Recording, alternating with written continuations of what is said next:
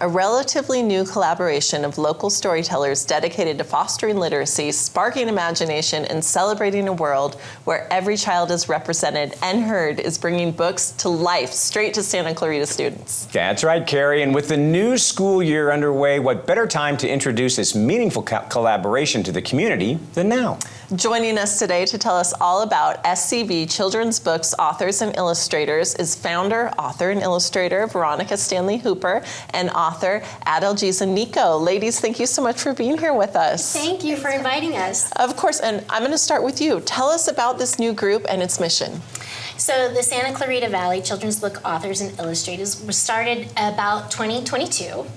And my goal for the group was to offer a place for authors and illustrators of children's books to collaborate and feel at home and share our journey together so that we can make really good quality books for children. And then a secondary journey along the way in meeting all the authors that we grouped together is we really want to bring those books to life in the classrooms. And I can talk more about that. It's so important for classrooms to have energy and enthusiasm focused toward literacy, because 60% of our nation's fourth graders are not reading at grade level. And so making that an exciting part of their day, reading and writing, is so important. So that's why we want to bring it out to schools. So how does that work? When you're talking about bringing it out to schools, do the schools need to contact you or individual teachers, or are you guys reaching out to them and saying, you know, hey, we've got this here, we'll come to you? How does it work? You have it all down. That's exactly what we do. We reach out to schools, and we've gotten a collection of schools that we've already collaborated with and done school visits with, and they also reach out to us, and we've been really active on social media promoting our program in hopes to really share what we're doing with the community and reach more kids this year. One of the things that was mentioned is that everyone is represented, everyone is heard, every child. Books are inclusive, and representation really does matter. Talk a little bit more about that. So, each one of you'll see the books here on the table, and you guys will have access to looking at all of our books, but it is such a focus for us to not tell stories from the perspective of one person's journey, but to really work on telling stories that represent every child. And so it is a focus for all of us as authors to really make sure that within our pages, children can see a reflection of themselves, really identify with the characters, either in physical appearance, but also in the experiences that the children are having inside the story of the book. So, Gisa, tell me a little bit about what you like about the school visits, literacy nights, costumes, meet and greets. What is it that you like about all that? I really actually love everything about going into a school and being with the kiddos. But if I had to choose one thing, it's the question and answer time. So after we do read alouds, we have the kiddos, ask us questions. And the unique thing about our group is that we have so many different authors, and so we focus on different grade levels. I tend to be with a little bit of the older kiddos, the 4th, 5th graders. And when I would read stories as a teacher or even as a mom, you get certain questions, right, about the story. But when you go in as an author, they really are asking questions about the editing process and the writing process and the publishing process. So I feel like it's unique to have an author come in because they're really getting to ask those type of questions, along with, of course, questions about the story that we're reading. I want to hear about the costumes. There's dress up, yes? Yes, there is. You know what? It's very funny because I usually come in dressed as an astronaut. So here's my astronaut helmet, right? And I have a full garb. And even with the grade levels that I am not reading to, I usually do TK, pre-K, kinder, and first. They are all high-fiving me through the hall, and they know it's an experience. Parents in the the crossing guards along the way, and parents on our way into the school are all waving. They know something's going to be happening. It really generates a lot of energy. So all of our authors have a little something that they do. Gisa has a little frog hat. I have a couple different. I have a knitted frog hat. I have like little frog eyes. A frog and toad shirt. So depending on the day, I switch it up a little bit. Yeah.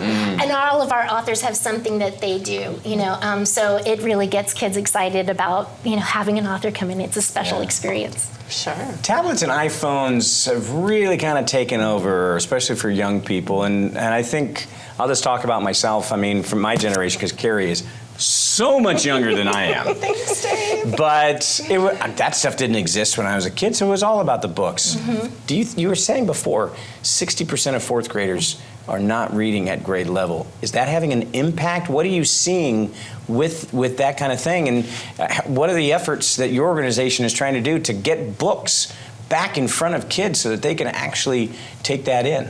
Well, so it really does make an impact. I was a classroom teacher as well. I was also a district administrator down in Torrance. And what happens in that age range, 3rd, 4th grade, is you're building the foundation for the rest of junior high and high school and education beyond. And it becomes such a focus to read your curriculum, right? You're reading history, you're reading science, and then you're responding to those texts appropriately in those upper grade levels.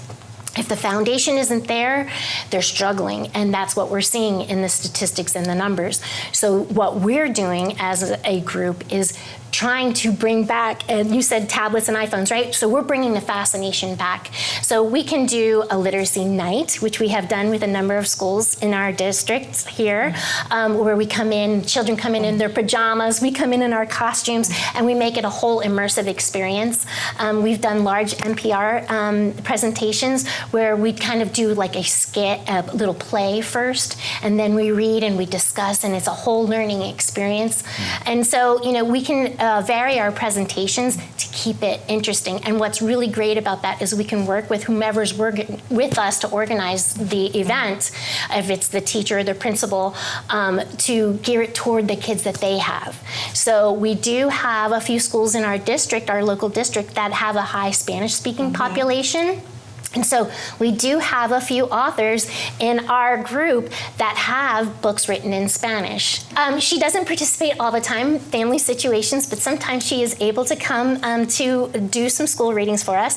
And this book, Trend C, awesome. Her name is Bridget Allen. She's a really great author, and she wrote C Train and Trend C. She comes to visit often with our groups when she can, and she reads in Spanish for her books. So it's really neat. But that's another way we are engaging the students in our area, and we're reaching them on their level and hopefully getting them interested in books and stories again. Yeah, so you mentioned the other authors in your group. If there is an author or illustrator at home right now who's watching and is like, I want to be part of that, can other people join, and what's the process? For sure. So there is a worldwide organization called SCVTV-Veronica, and that if you are a member of that, you are automatically a member of our group. Okay? And then otherwise, everybody can reach out on our website, touch base with me. You have to have a published book in order to join our group.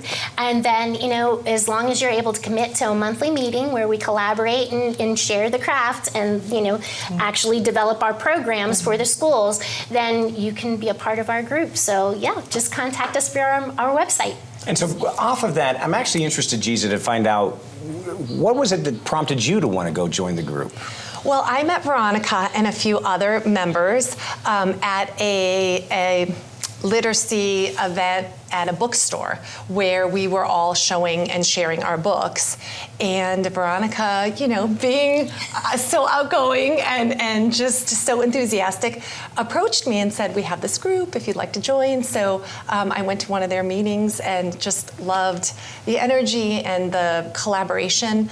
Everybody is really cheering for each other and really supporting each other. There are things that I'm weaker on that I learned from the other members, and maybe some of my my strengths I help and share with others. So it's really a nice collaboration. I love that. So if the schools out there want to have you guys come in, or if there's an author who wants to be part, where can they go to get more information? So we have a website, and I'm sure you guys have that. It's SCVCBAI.weebly.com, and we have a contact page on there. Just reach out, and we'll get the whole process started. We're super excited about being able to reach more schools in our districts. Awesome. Veronica Stanley-Hooper, author and founder of SCV Children's Books, Authors and Illustrators, and author Adalgisa Nico. Thank you both for being with us today. Thanks for Thank having you. us. Yeah, thank you. We'll be right back.